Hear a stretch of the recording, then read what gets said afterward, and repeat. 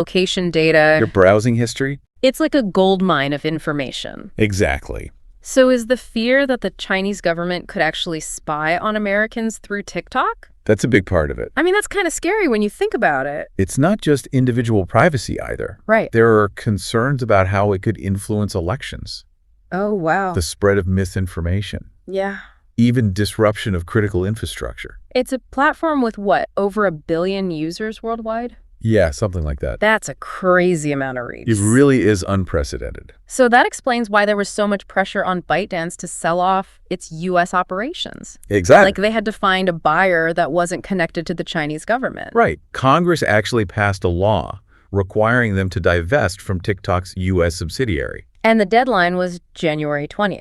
Which is why it went dark that morning. This wasn't just a tech story, though, right? Not at all. It was a really big deal. Yeah. It was about the power dynamics between governments and these massive tech companies. Really? Okay, so everyone thought TikTok was gone. Good put. But then things took a crazy turn. A big one. The Biden administration was on its way out. Yeah, their last days. And they chose not to enforce the ban. Leaving it up to the incoming Trump administration.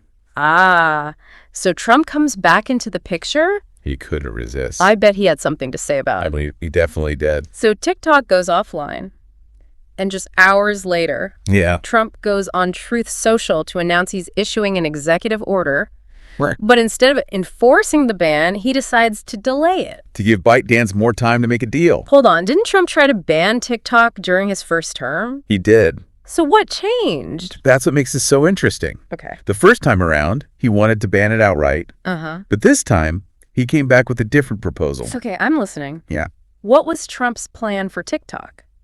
He proposed that the U.S. government should take a 50% ownership stake in Whoa, really? essentially making it a joint venture between ByteDance and the U.S. government. He even estimated the value of TikTok to be hundreds of billions, maybe trillions. It was quite the statement. So he went from wanting to ban TikTok to wanting a piece of it. Yeah, it was a pretty big shift. What do you think caused that? Well, it's tough to say for sure, but there are a few possibilities. Maybe he saw how much money TikTok could make That's one possibility. and thought the U.S. should get a cut. Yeah, maybe he realized that a complete ban would be hard to enforce. And it could lead to legal challenges? Right. Or maybe he saw it as a way to control the platform more directly. And address those national security concerns. It's interesting how he used Truth Social to make the announcement, too. It's Yeah. like he was going around traditional channels. Speaking directly to the American people, maybe even to ByteDance. Right. It was a strategic move, for sure. He was using his online presence to control the narrative. And put pressure on everyone involved. So TikTok was shut down, Yeah. and then Trump throws them this lifeline. Right. What did they do? Well, they didn't waste any time. Okay. By Sunday afternoon, TikTok was back online. Wow, that was fast. They issued a statement thanking Trump for the clarity. And they resumed operations. But what about his proposal to take a 50% stake in the company? Did they just ignore that? Well, that's the thing. Uh-huh. They didn't actually engage with the ownership proposal at all. Really? Yeah, they just said, thanks for getting us back online. That was it. So they basically just sidestepped the whole issue.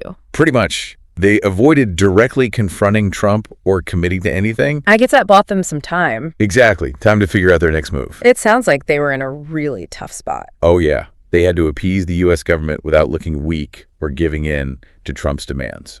It's a crazy situation It really shows the power dynamics at play. between the government and these big tech companies. Right. The U.S. government can shut down a huge platform like that. Yeah.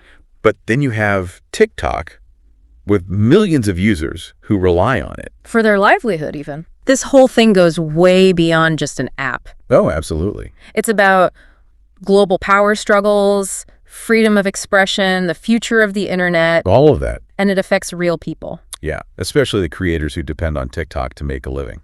Right. For a lot of people, it's more than just a fun app. It's a community, a way to express themselves. A way to connect with others. And the possibility of censorship is a big concern. It makes you wonder what happens to freedom of expression. Who gets to decide what content is acceptable? Right. And on what grounds? It's a question that goes way beyond just TikTok. It's about the internet as a whole. As a space for open communication. Could this happen to other platforms too? It's definitely possible. Like what happened with TikTok? We're already seeing governments trying to control these big tech companies. Especially the ones based in other countries. Yeah, the TikTok case could set a precedent. So what does this mean for the average TikTok user? Well, I think it highlights how important digital literacy is. Being aware of the data we share, the platforms we use, And the potential for political influence. we have to think critically about the information we see online. Where it's coming from, potential biases. We can't just be passive consumers anymore. We have to be active participants. Think about the bigger picture. And the potential consequences of what we do online. We also have a voice in all of this. That's right. We can talk about digital rights Support organizations fighting for internet freedom. and hold both tech companies and governments accountable. Exactly. Okay, so we talked about the politics, the impact on users, the implications for the internet. Yeah. But what happens next with TikTok? That's the big question. Will ByteDance sell? Will Trump's idea actually happen? Or will they come up with something completely different?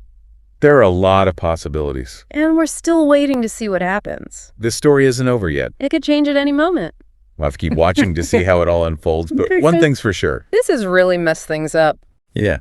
The TikTok case has brought up some fundamental tensions in how we think about the internet. Okay? For decades, the internet has been this global, interconnected space, largely free from government interference. Uh-huh. But as we've seen, that freedom is being challenged. So are we moving towards a more fragmented internet It's possible. where different countries have different rules? Right. And restrictions. Splinternet. Exactly. The idea has been around for a while, and the TikTok case could be a step in that direction. Like, imagine a world where what websites you can access depends on where you live.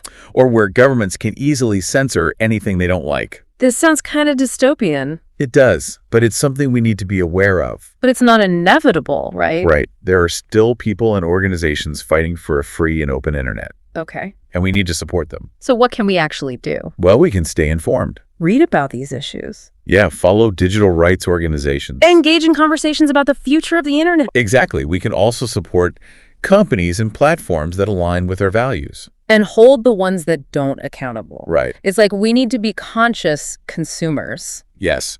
Not just of products. but of information and technology. It's important to think about our own biases, too, Oh, yeah. and how they might affect our views on these issues. It's easy to get caught up in the hype The fear-mongering. and not think critically about what we're seeing. That's right. Man, this whole TikTok thing has been crazy. It has, from a sudden shutdown to a presidential intervention. Full of twists and turns. While the future of TikTok is still uncertain, Mm-hmm. this case has already had a huge impact. Yeah. It started a global conversation about technology The power dynamics between governments and tech companies. and the future of the internet itself. It's not just theoretical either. No, not at all. It affects real people's lives. Absolutely. Whether you're a TikTok creator worried about your income, Or someone who's concerned about data privacy. or even just someone who enjoys watching funny videos. This case has something for everyone to think about.